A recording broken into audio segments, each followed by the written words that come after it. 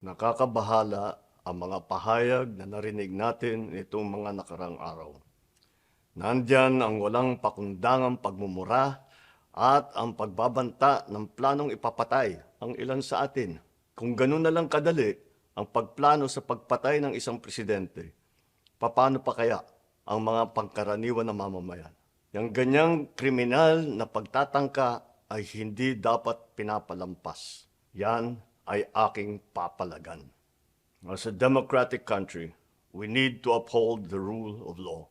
Ako, bilang pinuno ng Executive Department at lahat ng mga nanunungkulan sa pamahalaan ay may sinumpaang tungkulin na tutupdin at pangangalagaan ang konstitusyon at ang ating mga batas. Kaya hindi tama ang pagpigil sa mga halal ng bayan sa paghahanap ng katotohanan. Hindi na sanang hahantong sa ganitong drama kung sasagutin lamang ang mga lehitimong katanungan sa Senado at sa House of Representatives. Ang katotohanan ay hindi dapat itokhang. Tapos na sana ang usapang ito kung tutuparin lamang ang sinumpaang panata na bilang lingkod bayan ay magsabi ng totoo at hindi hahadlangan. Imbis na diretsahang sagot, nililihis pa sa kwentong chicheria.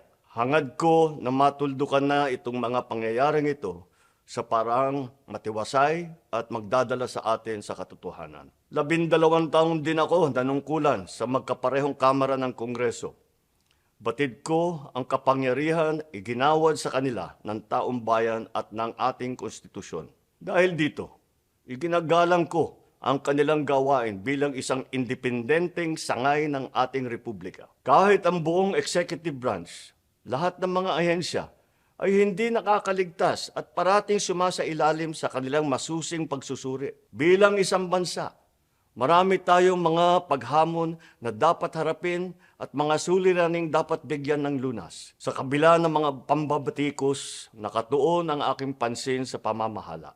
Ngunit, hindi natin ikokompromiso ang rule of law. Kailangan manaig ang batas sa anumang sitwasyon, sino man ang tamaan. Kaya hindi ko hahayaan magtagumpay ang hangarin ng iba na hatakin ang buong bansa sa burak ng politika. Igalang natin ang proseso. Tuparin natin ang batas. Alalahanin natin ang mandato na pinagkatiwala sa atin ng milyon-milyon na Pilipino. Magtrabaho po tayo sa ikauunlad ng Republika ng Pilipinas at para matamo ang bagong Pilipinas.